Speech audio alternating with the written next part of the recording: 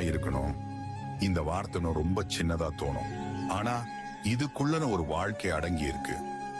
நான் உண்மையா இருக்கணும், யாருக்குன்னு சொல்ல தேவையில்லை.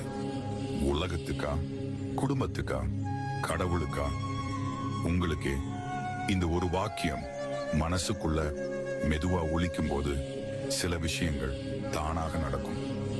முதல்ல மனம் எதிர்ப்பு காட்டும். உண்மைனா என்ன? இப்ப இதெல்லாம் ஏன்? இதால என்ன பயன்? இந்த கேள்விகள் வரும். அதுக்கு பதில் சொல்ல வேண்டாம். கேள்விகளோட உட்காருங்க. அப்போ ஒரு விஷயம் மெதுவா தெரிய ஆரம்பிக்கும். நீங்க எவ்வளவு நாள் உங்களை நீங்களே ஏமாத்திக்கிட்டே இருந்தீங்க. இது வழி தரும்.